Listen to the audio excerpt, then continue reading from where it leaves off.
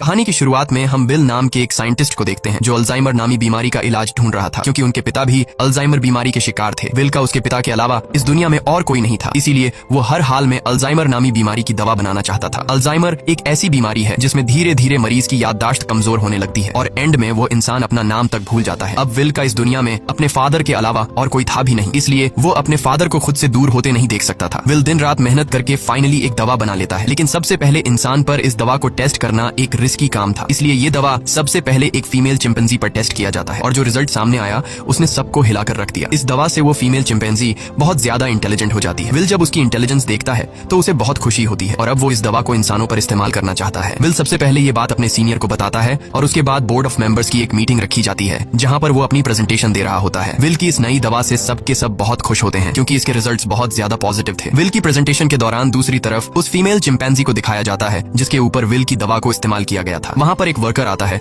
जो उसे वहाँ से दूसरी जगह शिफ्ट करना चाहता है, लेकिन आज उस चिंपैंजी का नेचर थोड़ा अलग था। वो उस जगह से दूसरी जगह शिफ्ट नहीं होना चाहती थी। जब वर्कर जबरदस्ती करता है तो उस चिंपैंजी को बहुत गुस्सा आता है। वो उस वर्कर का हाथ पकड़ लेती है और उसके बाद वहाँ से निकलकर चारों तरफ तोड़फोड़ करना शुरू कर देती है। वो काबू से बाहर हो गई और उस जगह पहुंच जाती है जहाँ पर बोर्ड ऑफ मेंबर्स की मीटिंग चल रही होती है। यहाँ पर विल चाहकर भी उसे कंट्रोल नहीं कर पाता क्योंकि ये चिंपैंजी बहुत ज्यादा गुस्से में होती है, इसलिए इस चिंपैंजी को गोली मारनी पड़ती है जिससे उस चिंपैंजी की मौके पर ही मौत हो गई। इस हादसे के बाद बोर्ड के मेंबर्स ने ये माना कि विल की दवा की वजह से ये चिंपैंजी एग्रेसिव हो गई थी और अब चिंपैंजी की मौत के साथ साथ विल का ये पूरा का पूरा एक्सपेरिमेंट भी पूरी तरह से खत्म हो गया है। बोर्ड के मेंबर्स ने लैब में रखे सारे चिंपैंजी को मारने का हुक्म दिया क्योंकि उन पर भी विल की बनाई हुई दवा का इस्तेमाल किया गया था। हालांकि विल अपने बॉस को कन्विंस करने की कोशिश करता है कि मेरी दवा में कोई प्रॉब्लम नहीं है, लेकिन उसका बॉस साफ साफ मना कर देता है। वो कहता है कि अगर तुम्हारी दवा में प्रॉब्लम नहीं होती तो वो चिंपैंजी इतना ज्यादा एग्रेसिव नहीं होती। विल की 5 सालों की एक्सपेरिमेंट अब जाया हो गई थी। वो अंदर लैब की तरफ जाता है, तभी उसके पास लैब का केयर टेकर आता है और उसे बताता है कि आपकी दवा में कोई भी प्रॉब्लम नहीं है। दरअसल चिंपैंजी आपकी दवा की वजह से एग्रेसिव नहीं हुई थी, बल्कि उसने उसी वक्त एक बच्चे को जन्म दिया था जिस वजह से वो गुस्से में आ गई थी क्योंकि उसे वहाँ से शिफ्ट किया जा रहा था। और अब विल को पूरी बात समझ में आ जाती है। वो वर्कर उसे कहता है